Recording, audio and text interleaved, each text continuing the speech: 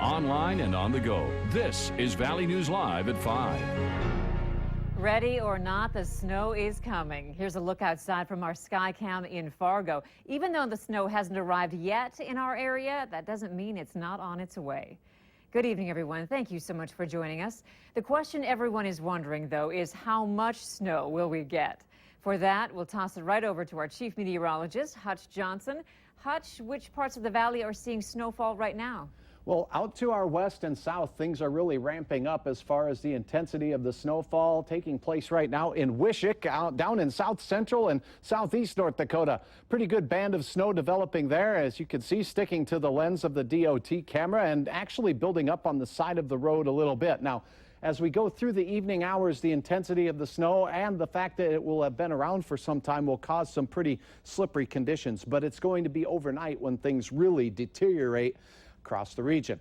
These are active advisories, watches, and warnings across our area, and you can see the highlighted areas where we're expecting the most inconvenient weather, you could say. A blizzard warning, southeast North Dakota, Richland and Sargent County, Traverse and Wilkin County in Minnesota, as well as Lakes Country. If you are in Otter Tail County or Grant County, expect blizzard conditions to develop late tonight and through the overnight into tomorrow, and that could cause impossible travel in some of these areas. Now, Becker County up there towards Clearwater, Hubbard, Wadena County, a winter storm warning is in effect.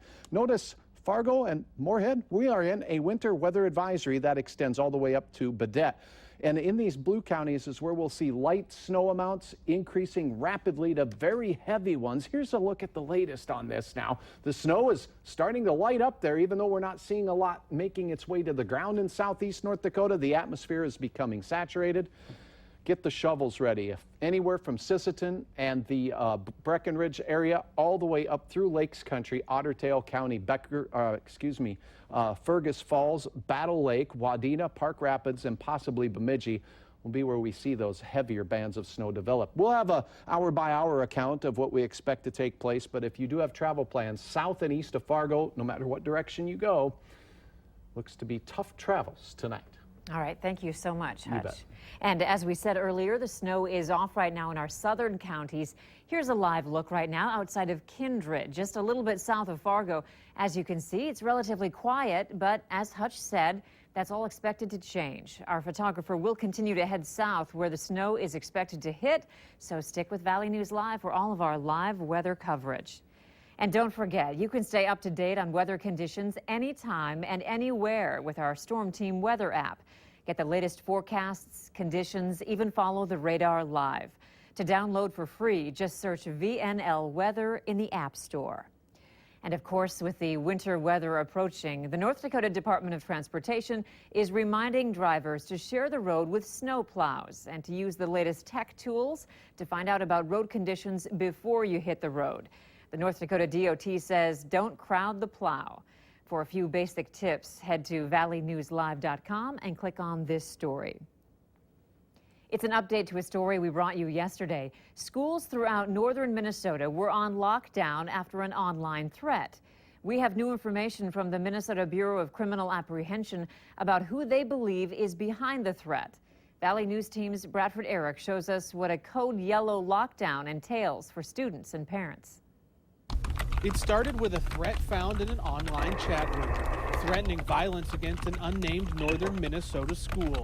The Bureau of Criminal Apprehension notified law enforcement throughout the northern portion of the state, wanting officers to remain vigilant while they validated the claims of violence. The Minnesota BCA says they don't know how many schools were affected by this threat. Investigators able to track it to a juvenile in St. Louis County. That's in the northeast portion of the state. Here in Detroit Lakes, administration put in place a code yellow. The code yellow that we use in Detroit Lakes is basically covers a wide range of incidents that could take place in a school day. Superintendent Doug Froke says all school buildings are locked on a daily basis, and the code yellow means teachers and students need to keep halls clear and be extra alert. Obviously, the first and foremost is the safety and security of our kids while they're here. That's the most important job that we have. And Froke says that's why they alerted parents. The threat level of the district was raised even though the threat was so vague. He adds the code yellow terminology is just what Detroit Lake Schools calls it. Other districts have the same thing. It's just probably called something different. In Detroit Lakes, Bradford Eric, Valley News Live. The superintendent tells us if you have a student enrolled in the district, you should already be in the system to get alerts sent to you. Many other area schools also have text or email alerts that parents can sign up for, and you're encouraged to check with your school district. As for the teenager, police tracked the IP address to a home in Hoyt Lake, Minnesota. The teen admitted to making the threat. He and a parent are cooperating with law enforcement. A 41-year-old Crookston woman faces 3 felony counts of burglary and theft after targeting a Good Samaritan. Amy Clausen has been homeless, and a Crookston man let her stay at his apartment for a few days before she was asked to leave.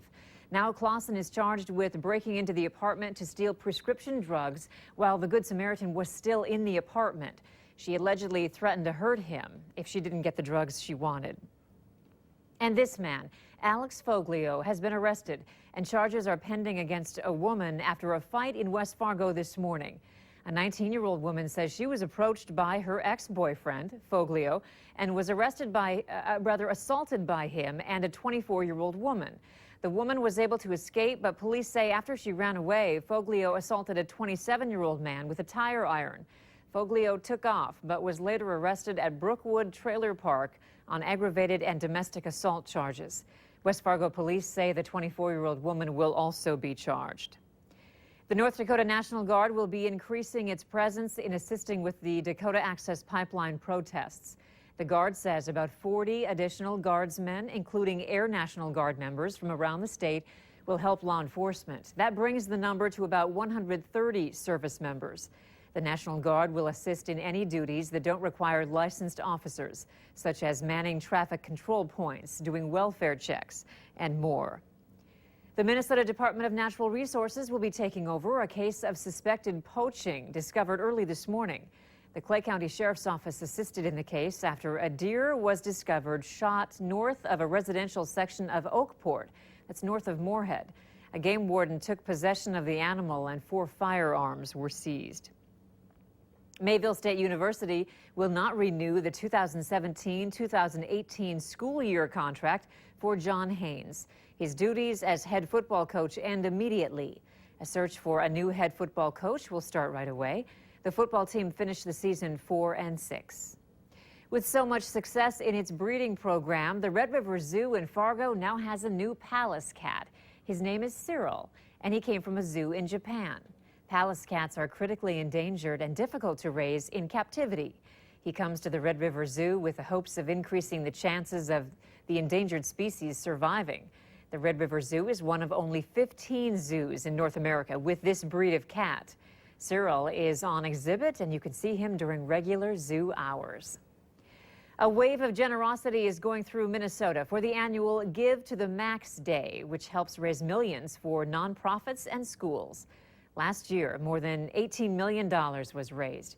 Because so many people were trying to donate earlier today, the website got overloaded, but donations were still able to go through. At this point, over $13 million has been raised. Local nonprofits like CCRI, Habitat for Humanity, and Access of the Red River Valley are all taking part. Riding on Angel's Wings says they'll use the donations for their horses. With the hard winter that they're calling for, it will be important to have enough food, have enough hay stored up, and all of that does cost money. So that $5,000 is going directly back to our herd to help our children and our riders throughout the future of our program. Tonight at Moxie Java in Moorhead, the Give MN crew will be there from 6 to 7 to raise awareness, and people have a chance to win some giving prizes. Have you ever wanted to bring back that shine or those vibrant colors to those old items? Well, the As Seen on TV product, the Wipe New Recolor, says you can. We put it to the test on Valley News Live 10 at 10. The latest Disney attraction is a nighttime light show, and it's got dancing drones. That's still ahead tonight. And a developing winter storm will bring blizzard conditions to counties in our southern viewing area and southeastern viewing area. Wow, quite a punch. We'll have hour-by-hour details in your forecast coming up right after this.